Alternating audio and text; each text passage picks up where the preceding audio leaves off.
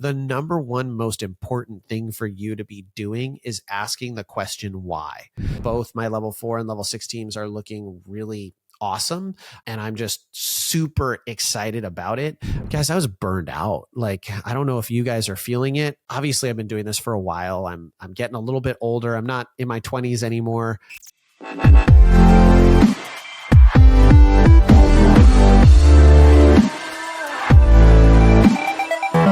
Hello, everyone, and welcome to another episode of the Cheer Biz podcast. I'm your host, Dan Cotton, and today we are doing a little bit of a loosey-goosey episode. I am just going to be talking to you about what is going on in my life as a gym owner and as a coach right now. What are the things that are on my mind? So we'll just call the title, What's on Dan's Mind Right Now. Now, before we get into the episode, I haven't mentioned it for a while, but please make sure you have joined our groups. Cheer Gym Owners if you are a gym owner, or All-Star Coaches and Owners if you are a coach and a coach owner. Make sure you're in those groups. There's a lot of great discussion going on in those groups, a lot of really good advice being given, and a lot of great questions being asked. That's also where Danielle shares things like her blogs and things like Fireside Chat and other offerings like our conference in Colorado that is coming up next month. It is a business builder one-day event.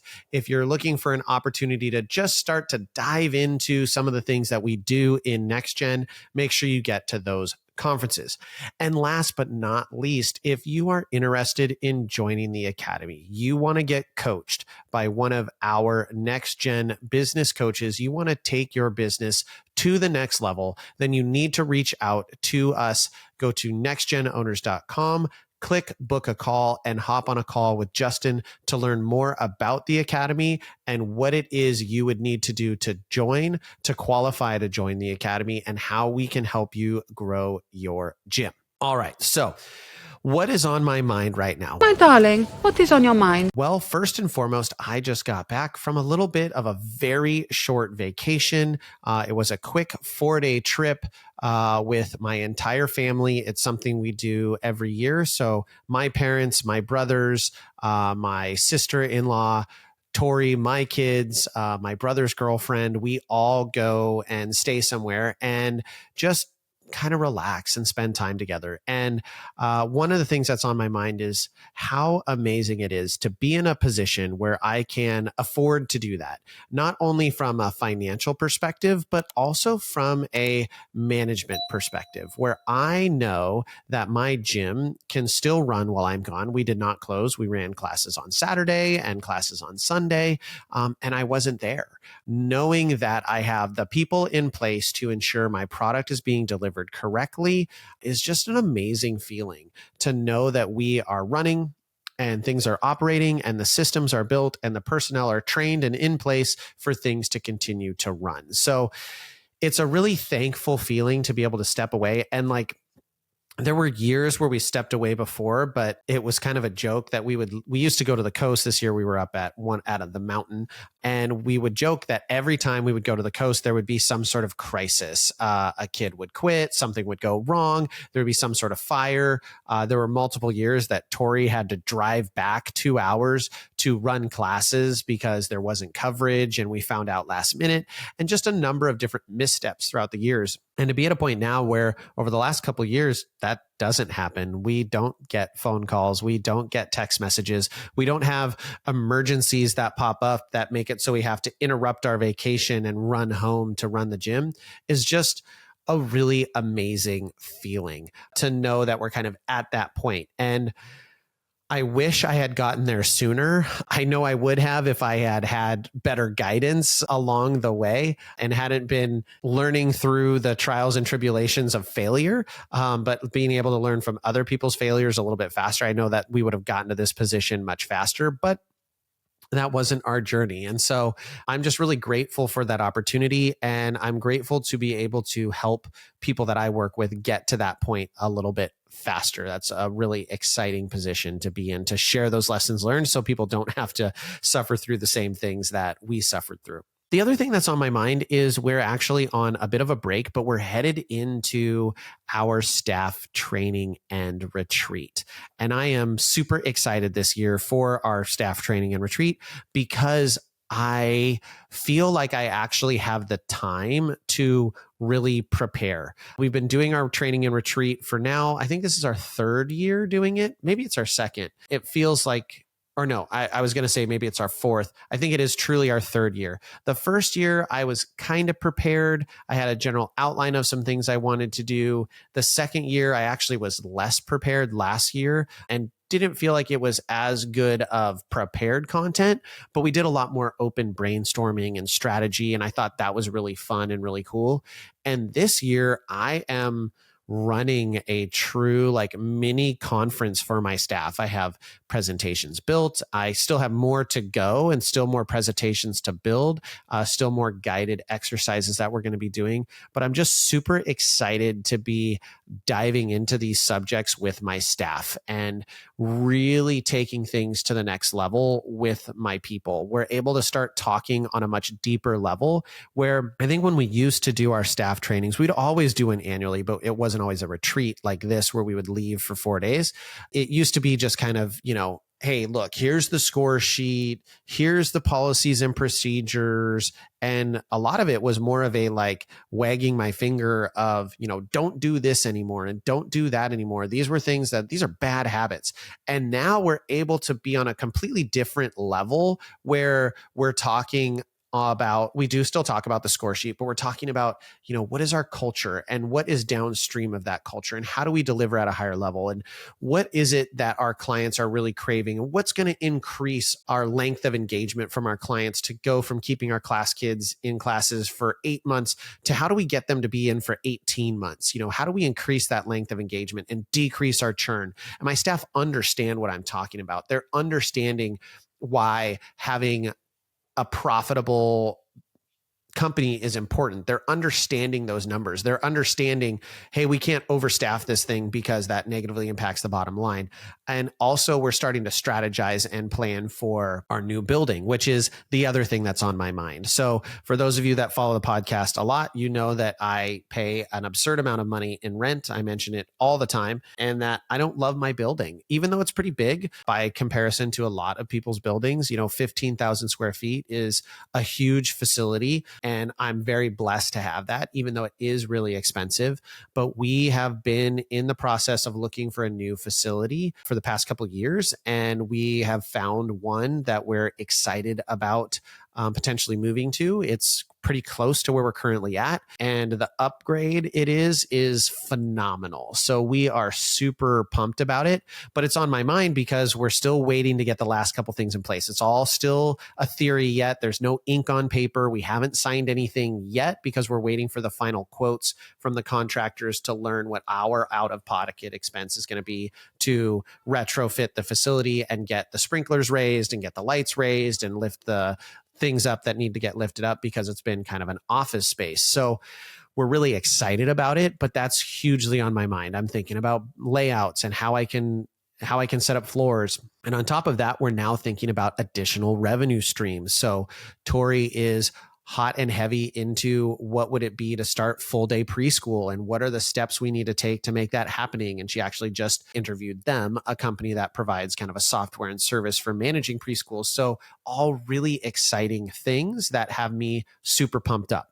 So that's me. That's Dan on the business brain of ODT and like the things that are on my mind.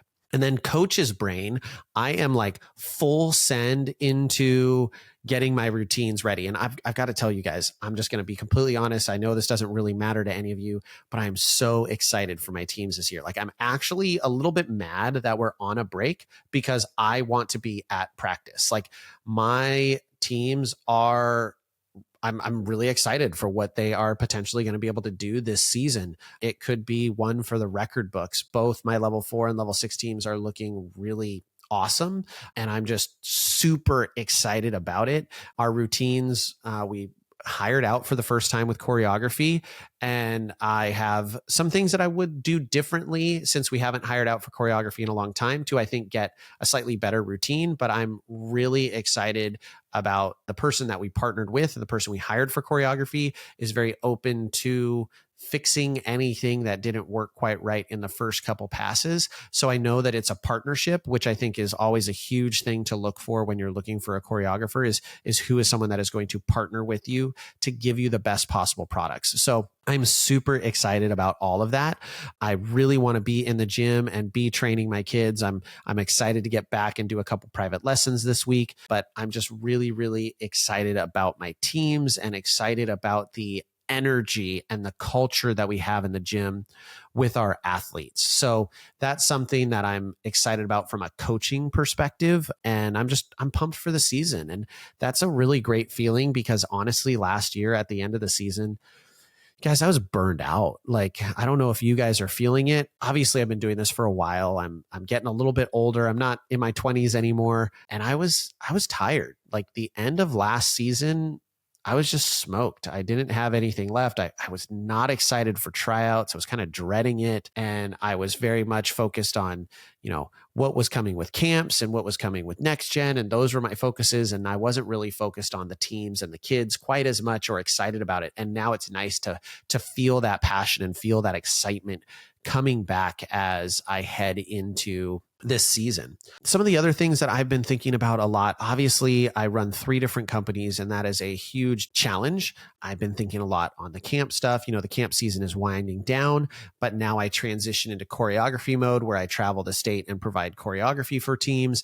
And I'm already booking for next summer and looking at expansion. I've talked to a location in Texas. I'm working on locations on the East Coast a little bit more. So I'm looking at all those things, which is super exciting. And that is very much on my mind. How do I continue to grow? But now I'm at a point where how do I continue to grow without me being intrinsically involved in each physical location? Because that's actually a drawback. So now I'm having to assess, okay, this summer I was busier than I anticipated being and more involved than I anticipated being doing the work at camps. And so how do I pull myself out of that? And how do I set myself up so my company can operate in multiple locations simultaneously, successfully delivering an amazing product for everyone involved? So that is another big mindset shift for me as I look at how do I start to develop my people below me to start to take over and run the company and be the face of the company. It can't always be me in perpetuity. I've got to develop those subordinate leaders in these different companies. Another thing that I've been thinking about a lot, and this is probably the biggest thing on my mind outside of my own personal gym and personal camps and time with my children, is I've been thinking about a lot that I have talked to a lot of gym owners that feel to me like they are feeling like they're in crisis mode. And it is because summers are tough. And even with coaching and even with having someone in your corner and even with running summer camps and doing all the different things, summers are still tough. And coming out of the summer, it can be really, really stressful and money can feel really tight. People are feeling that squeeze as they get into the back to school months and revenue hasn't quite picked back up the way you want it to yet. And things are just tighter than you want them to be. That weighs heavily on me as someone who tries to provide great content for all of you coaches and all of you owners. Ultimately, I actually take very seriously the role that I have to help you all in your gyms, whether it be as a coach or as an owner, help you grow your gym and help you grow your revenue and be successful and provide that life that you want to provide for your family and for your staff and for your clients. And I know all of that is downstream of running a successful business. And so seeing so many people who are in kind of a crisis mode of like, oh my gosh, I've got to cut, I've got to trim, I've got to cut my expenses, or I've got to do this, I've got to do that. And that feeling of desperation, I've been there. And it's really on my mind of how can I help everyone get through those moments, because it's really hard. It is really stressful. And the number one thing I would tell you to do is take a deep breath and know that you're not alone. You will get through this. You will be able to weather this storm, and you can get past it, even though it seems really stressful right now. And even though it seems like you don't know if you're going to have enough money to get by. And even though it seems just stressful, you can do it. And you can get through this if you attack things diligently, if you take advantage of the back to school timeframe, if you increase enrollments, if you set your pricing correctly, if you're doing all of the things correct, you'll get through this and you'll be just fine and you'll come out on the other side better. The other thing that's on my mind is making sure that I learn and my clients learn where they misstepped, because ultimately you shouldn't be coming out of the summer down. You should have ideally seen those things coming, anticipated them, and pivoted and added programming or done things to increase revenue through the summer. And so I want to make sure that my clients are doing that and they're still they're going to end up in a good spot next year, that we're not going to be in this exact same position. We're going to have learned from the painful experience of feeling a little bit down financially this summer. I think one of the impacts of that is just that we have seen some increased costs. So some of the things that we maybe forecasted for are a little bit more expensive than we previously anticipated, or maybe you needed to hire someone else who was a little bit pricier, a little bit more out of budget. There's a number of reasons that this can happen, but ultimately I want to help people identify that as well as identify it for myself, where were areas that I made missteps. And I think that that's something that is also weighed heavily on me. And I've talked about it a number of times in some of my Twitter posts, is that life isn't all sunshine and rainbows over here for us over in Next Gen either. Like all of us running our gyms, like, yes, am I having the best year that I've had yet in terms of revenue coming in for dream camps or revenue coming in for ODT? Yeah, we're on track to have our best year yet. Absolutely. But at the same time, there are times where it's like, it doesn't feel like that. It doesn't feel like I'm having my best year. I'm not really making that much more money, if any more money. Like it can be really stressful. And one of those things is to constantly be reevaluating where things fell short, constantly be reevaluating and reassessing, what should I have done differently? What could I have done differently? Where can I improve? How can I learn from this process? And I do this in everything. I was going to do a whole nother episode on it, but I don't know that I will. I might just touch on it right now. But like the number one most important thing for you to be doing is asking the question, why? Like, that's been huge on my mind, sitting down and going, okay, why? Why did this happen? Or why do I want to do that? Every single thing you do in your business, you should be stopping and going, but why? Right? We want to hire a new employee. Why? And then, well, we want to offer more classes. Why? Well, we want to offer more classes because it's going to increase our revenue. Why is increasing your revenue important? Right? You want to drill down into the why of things, have that annoying 6-year-old inquisitive mindset of just, well, but why? Because ultimately you'll start to get to the roots of things. And when you get to the roots, you can better identify the solutions. And you also know where you're going. You're knowing why things are happening the way that they are, why you're thinking the way that you are. All of those things are just critically important as you try to make the steps forward in your business. The last thing that I'm like incredibly focused on is making the last quarter of the year exceptional. I want to break all of the records and I want my clients to break all of the records. And so I am full court pressing the last quarter of the year. And I know we haven't quite gotten to it yet, but September sets the tone for October, November, and December, and we're almost into September. So I am like full court pressing back to school specials. I am pulling out all the stops. I'm doing things that I've never done before in all of my businesses because I know that now is the time. And the best time to start anything is now. So I am going to fully lean into everything I can do instead of looking at the year and being like, oh, this was a little bit down. I might not make as much money. Nope. I still have 4 months left in the year. So what can I do to make this year end on the best possible note I can? Right? That is where my mindset is right now. Like, what is it that I can be doing, whether it be training my staff, creating new offerings, adjusting my pricing, all of those things? That's like my number one focus. My last thing and my big focus right now, it's a little bit of a teaser. Some of you already know about this, but I have been working diligently on a book. I spent some time diving into my book while I was on this vacation in the mornings when the kids were still asleep. I would be doing some reading and some editing. And I'll tell you a quick little story. I started reading it. I hadn't touched it for like 5 months, maybe 4, since my editor had last gone over it. And I started reading it and I was like, man, I don't like the way this sounds. This is not what I originally intended. And so some things had gotten changed in a way that I just didn't feel represented my voice and represented my message. And I at first was really frustrated. I was super frustrated about it because I was like, it's ruined, right? I put all this effort into this book and it's now ruined. And then I was like, you know what? It's going to make it better. It's going to make it better. I just need to go back and now reread it with fresh eyes, and I need to make it be what I want it to be.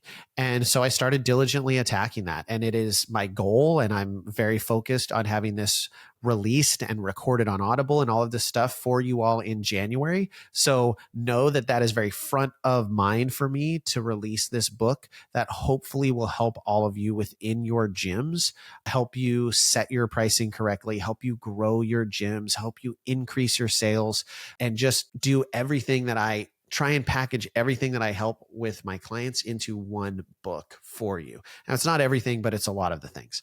So I've been working a lot on that. And that is really front of mind. So yeah, that's everything that's on my mind right now. I've been working really hard for the past couple months. I've been pushing, and I'm super excited to kind of be taking a pseudo break. It's been really nice to be back from camps and not going for 17 hours a day in terms of just brain turned on, but be able to, turn the computer off and take a break. Actually, there's one other thing that's on my mind, and that is leaning more heavily into this content. I want to be producing even better content for you guys. And I've got some really cool things on the horizon. We'll see how they all shape out. I'm just going to tease it there.